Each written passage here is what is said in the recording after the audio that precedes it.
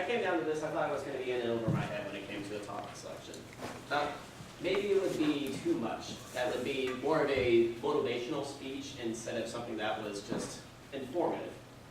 But then when I was looking online for quotes to use for an introduction, I came across one by Scott Peck that said, "A person cannot be comfortable without their own approval." So I immediately thought, low self-esteem would have been something that plagues our society, and even though people struggle with it, I think it's something that can be easily cured with a little bit of effort. So today I'll explain three things. What are some of the common causes of low self-esteem? Some effects of low self-esteem, and how we can overcome those. And a study conducted by Good Choices, Good Life, had found that low self-esteem is something that plummets for people that approach the years of their teens and early young adults. And so far, these numbers are surprisingly higher in teenage girls, even though the numbers for boys aren't necessarily as high. But they're not far behind either. About 70% of teenage girls have problems with their own body image, and 53% of those thought they were overweight when they were obviously not. For the most part, low self-esteem can be caused by an incorrect evaluation of your own body image. And I like to think that the easiest example of this can be seen in Abraham Lincoln. Here we have a picture of him the way we see him. But the problem is, after a little bit of research online, we found that this is the way that we see Abe Lincoln, but it's not the way that we see him. A lot of people have problems with the way that they look in pictures, because that's not the way that they see themselves. Instead, they see themselves like this. And to us, this looks strange. But this is how Abraham Lincoln would have looked to himself in the mirror.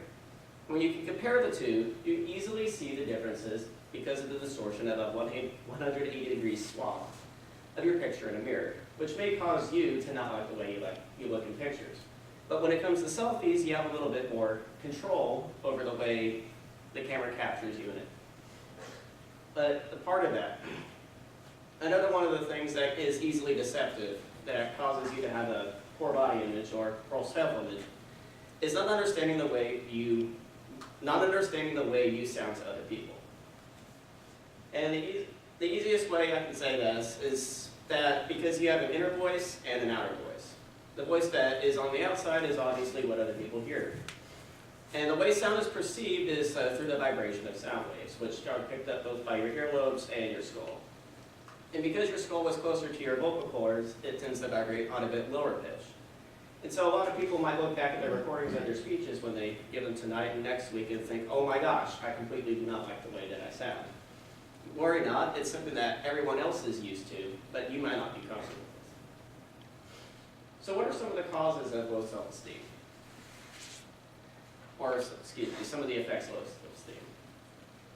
Which, the first and foremost is low quality of life, or if you allow yourself to be brought down, you will continue to doubt yourself throughout your own actions, and you won't be able to stay motivated. You'll continue to ask yourself, can I do this? Or what will other people think? Decisions tend to become harder. You'll find that it is difficult to put yourself in a society and open up, and allow yourself to either express new ideas or take in new ones. So, what are some ways that we can cure low self-esteem? To express the first problem, you might not be comfortable with your own, or to address the first problem, you might not be comfortable with your own body. And the easiest way, but also the most difficult, is simply to embrace who you are and what you want to be, rather than what you think other people would like you to be, or how you want to compare yourself to others. And a lot of these problems can be in your own head and not prevalent to other people. An example that I used earlier with the Abe Lincoln picture. The problem with yourself not liking the way you look in pictures is only a problem that presents itself to you. Other people see you like that all the time, so it's not something that's actually wrong with you. It's just a different way in which you perceive yourself, because you're not looking at yourself through your own eyes.